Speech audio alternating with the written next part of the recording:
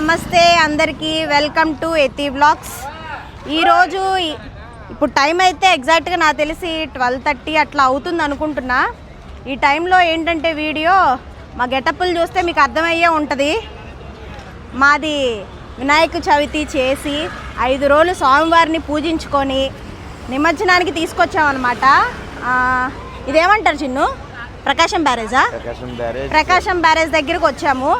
సరే, మా బొమ్మలతో పాటు ఏమేం బొమ్మలు ఉన్నాయో ఇక్కడ, సారీ బొమ్మ అనకూడదంట, మొన్న ఒక వీడియోలో నేను మనకి నున్నలో వినాయకుని విగ్రహాలు అన్నీ ఎలా చూపించానో మీకు వీడియో చూసే ఉంటారు.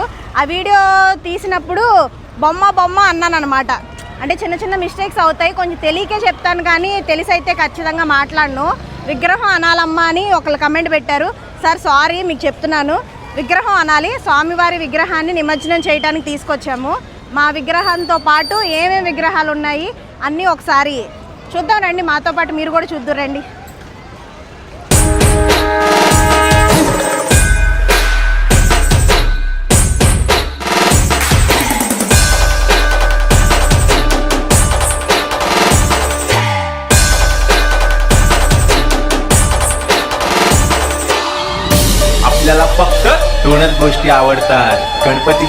చూసారుగా, మా విగ్రహాన్ని అయితే మా స్వామివారిని లైన్లో అయితే పెట్టేశాము. కాకపోతే 5 రోజులు స్వామివారిని పూజించుకొని ఇవాళ నిమజ్జనాన్ని తీసుకొస్తే మాత్రం మనసంతా బరువుగా ఉంది. కానీ ఇక్కడైతే 2 క్రేన్లు పెట్టున్నాయి, కనిపిస్తున్నాయి ఇక్కడ నుంచి. నేను మళ్ళీ నెక్స్ట్ క్లిప్పింగ్ చూపిస్తాను మీకు. ఒక దాంట్లో ఏమో చిన్న విగ్రహాలు పెడుతున్నారు, ఒక దాంట్లో పెద్ద విగ్రహాలు పెడుతున్నారు. ఎట్లా నిమజ్జనం అయిద్దో తెలీదు. మేమైతే మా బండి లైన్లో అయితే పెట్టేశాం. కానీ సోమవారం అయితే మిస్ అవుతున్నా నిజంగా.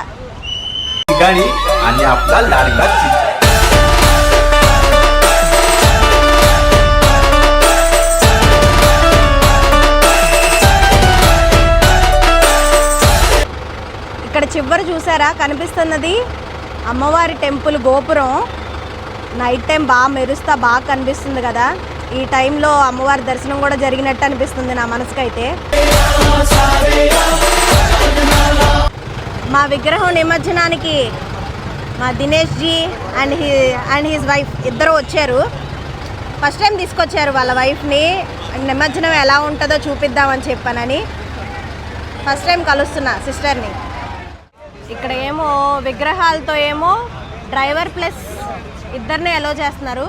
పాపం పిల్లలేమో సరదాగా నిమజ్జనం చూద్దాం అనుకొని వచ్చారు. రిక్వెస్ట్ చేస్తున్నారు, పోలీసు వాళ్ళేమో అంతగా ఒప్పుకోవట్లేదు. అంటే వాళ్ళ సేఫ్టీ కూడా వాళ్ళు చూసుకుంటారు కదా, తప్పులేదు.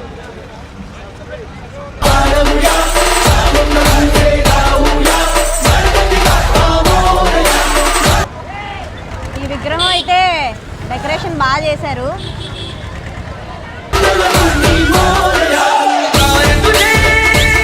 పైనుంచి వ్యూ కూడా ఎలా ఉంటుందా అని చెప్పానని ఫ్లైఓవర్ పైకి వచ్చాను. ఇదిగో నిమజ్జనం అయితే ఇక్కడ చేస్తున్నారు. ఇదిగో క్రెయిన్స్ చెప్పాను కదా, 2 క్రెయిన్స్ ఉన్నాయని. ఆ బ్లూ కలర్ దాంట్లో ఏమో చిన్న విగ్రహాలు పెడుతున్నారు, ఎల్లో కలర్ దాంట్లో పెద్ద పెద్ద విగ్రహాలు తీసుకెళ్తున్నారు. ఇవన్నీ లైన్లో వెయిట్ చేస్తున్న, నిమజ్జనానికి వెయిట్ చేస్తున్న విగ్రహాలు. ఇందులో మాది కూడా ఉంది, ఇంకా బయటకు రాలా, ఫ్లైఓవర్ కింద ఉంది. మా విగ్రహం అయితే బయటకు వచ్చింది ఫ్లైఓవర్ కింద నుంచి. పైనుంచి వ్యూ బాగుంది కదా. డ్రైవర్ ప్లస్ ఇద్దరంటే మా వాళ్ళు చూసారా ఎంతమంది వచ్చారో, నన్ను మాత్రం వదిలేశారు. Hi hi.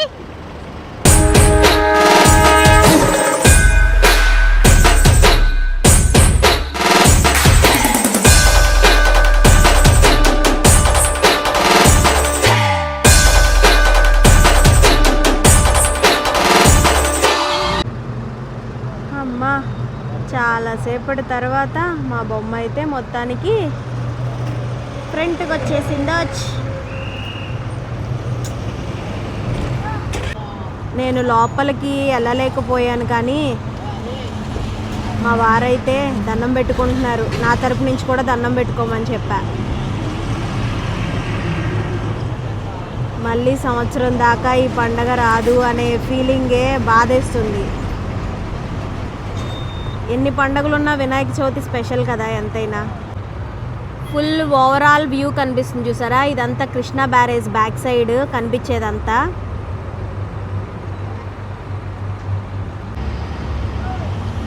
మా విగ్రహాన్ని తీసుకువెళ్ళిపోవడానికి ట్రైన్ వచ్చేసింది దగ్గరికి.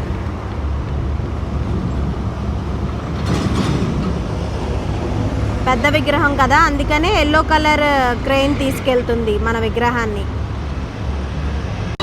आपल्याला फक्त दोनच गोष्टी आवडतात, गणपतीची गाणी आणि आपला लाडका चिंचा.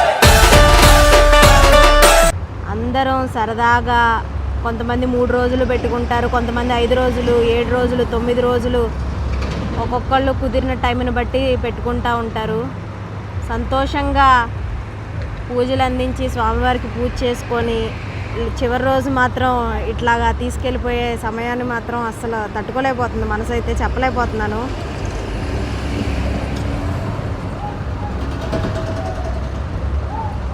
మీలో ఎంతమంది వినాయక చవితి తరువాత నిమజ్జనానికి ఇట్లా వచ్చి బాధపడే వాళ్ళు ఎంతమందో కింద కమెంట్ చేయండి నాకు.